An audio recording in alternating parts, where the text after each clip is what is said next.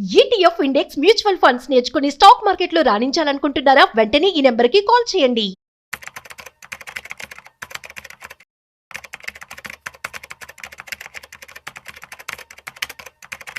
మీ startup కి సంబంధించి investors తో పిచ్ ఎలా చేయాలి? సో వీళ్ళ 2 కోట్లో లేదంటే కోటి రూపాయలో అసలు మీరు పిచ్చింగ్ ని స్టార్ట్ చేయాల్సి ఉంటుంది. అసలు ఎలా ఇస్తే మనకి వాళ్ళు డబ్బులు ఇవ్వడం జరుగుతుంది. రీసెంట్ గా మనం చూసాము నిఖిల్ కామత్.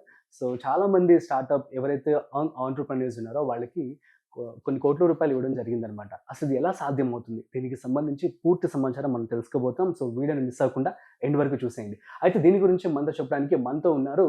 సో ఆంటర్‌ప్రెన్యూర్ వి హబ్‌లో principal consultant, at the same time the Funding Office అని చెప్పి కంపెనీని స్థాపించారు. At the same time Lotus అనే కంపెనీ కూడా స్టార్ట్ చేసి ఆంటర్‌ప్రెన్యూర్స్ అందరికి కూడా తను చాలా హెల్ప్ అయితే చేయడం జరుగుతుంది. She is none other than Vinutha Nagaralapalli మనతో ఉన్నారు. సో వారి మాటల్లోనే అడిగి తెలుసుకుందాం. సో హాయ్, హలో, నమస్తే, welcome to business bus with Rajiv Pasupuleti.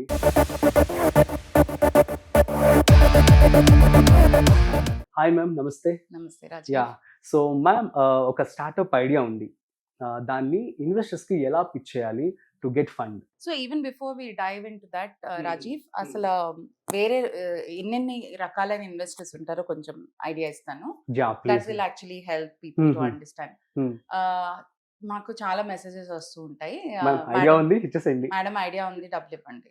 In fact this is a very funny incident. నేను ఎయిర్పోర్ట్ లో ఉన్నాను ఒక రోజు. నా పక్కన ఒక ఆయన పెద్ద ఆయన కూర్చున్నారు, ఆయన పక్కన ఒక చిన్న అతను కూర్చున్నారు. ఆ పెద్ద ఆయన అడిగాడు, స్టార్ట్అప్ అంటే ఏంట్రా అని. వాళ్ళ అబ్బాయినో మరి. అయితే ఏం లేదు అంటే, నీకు నా ఐడియా ఉంటే జనాలు డబ్బులు పెట్టేస్తారు, అదే స్టార్ట్అప్. అది స్టార్ట్అప్ కాదు.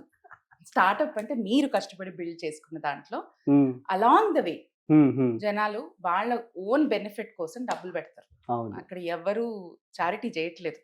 ఎవరైనా డబ్బులు పెడితే, ₹1 పెడితే ఆశిస్తారు, అంతే కదా. ఎవరైనా కష్టపడి సంపాదించుకున్న డబ్బు అంటే ఆ రూపాయికి ₹10 ఎక్కడ వస్తుందని చూస్తారు. సో స్టార్ట్అప్ ఇన్వెస్ట్మెంట్స్ ఎందుకు పెరుగుతున్నాయి, స్టార్ట్అప్స్ కి ఎందుకు ఇన్వెస్ట్ చేస్తున్నారంటే స్టార్ట్అప్స్ లో పొటెన్షియల్ ఉందని చూసారు కాబట్టి. అవును, అంతే రైట్. సో ఇప్పుడు ఈ ఇన్వెస్టర్స్ లో ఎన్ని రకాల ఇన్వెస్టర్స్ ఉంటారు అంటే మళ్ళీ చాలా చాలా రకాల ఇన్వెస్టర్స్ ఉంటారు. ఫస్ట్ ఏంటంటే మన ఫ్రెండ్స్ అండ్ ఫ్యామిలీ రౌండ్ అంటాం. వీళ్ళు నీ చుట్టూతా ఉండే నీ ఫ్రెండ్స్, నీ ఫ్యామిలీ, నిన్ను నమ్మిన వాళ్ళు, లేకపోతే నిన్ను ప్రేమించి ఇష్టపడే వాళ్ళు పెట్టే డబ్బులు. ఓకే, ఇది ఎందుకు? నీ మీద నమ్మకంతో. అంతే. ఇక్కడ ఓన్లీ నువ్వే capital, you are the hero, that's it. Okay, you did not build any company, you did not incorporate, ఏమీ అయి ఉండకపోవచ్చు. ఇది మీ ఇనీషియల్ పెట్టుబడి. Okay, so this is one way. This the first angel investors of sorts, right? Your friends and family. The second is angel investors. Angel investors ante veellu accomplished professionals avvachu, businessmen avvachu, people who already walked this path. Ee path lo vallu already nadicharu. So next వాళ్ళకి మార్గదర్శకులుగా ఉండడానికి not just మాట సహాయం కాకుండా కొంచెం డబ్బు సహాయం కూడా చేస్తారు. వాళ్ళని ఏంజల్ ఇన్వెస్టర్స్ అంటాం. ఓకే, దీని తర్వాత ప్రొఫెషనల్ ఇన్వెస్టర్స్ స్టార్ట్ అవుతారు. వీళ్ళెవరు? వెంచర్ క్యాపిటలిస్ట్, మీరు చెప్పినట్టు కామత్, వీళ్ళందరూ they are professional investors. Okay, so ఇవాళ ఆ professional VC firms also in India alone they will be more than 1000 firms. 1000+ companies ఉంటాయి. ఫండ్స్ సెటప్ చేశారు, ఫండ్ ఇన్వెస్ట్ చేసింది, ఇవన్నీ అవే బేసికలీ. VCs are funds.